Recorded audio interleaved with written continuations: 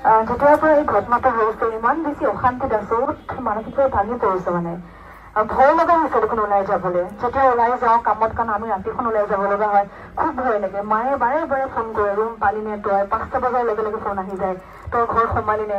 কিয়? কাৰণ আমি ক'ৰবাত সুৰক্ষিত নহয়। আমাৰ চাৰিওকাষটো ইমান বেছি বেয়া হৈ গৈছে যে আমি নিজৰ ঠাইতে, আমাৰ স্বাধীন অসমতে আমি সুৰক্ষিত নহয় এতিয়া। আৰু আইন প্ৰশাসনৰ পৰা যে দোষীয়ে কঠোৰ শাস্তি পাওক, আৰু শাস্তি এনেকুৱা হ'ব লাগে যাতে যিসকলে এই মানসিক বেমাৰ পঢ়ি ৰাখিছে, যাৰ এই বেমাৰবিধ আছে, ভাবিবলৈও ভয় কৰক তেওঁলোকে, যাতে এই মানসিকতা অহাৰ আগতে তেওঁলোকে বুকু কঁপি উঠক। গতিকে শাস্তি এনেকুৱা হ'ব লাগে আৰু খুব সোনকালে হ'ব লাগে শাস্তি। ইতিমধ্যে এজনৰ খবৰ এটা পাইছো, খুব ভাল পাইছো, আৰু যি দুজন পলাতক অৱস্থাত আছে খুব সোনকালে শাস্তি দিব লাগে।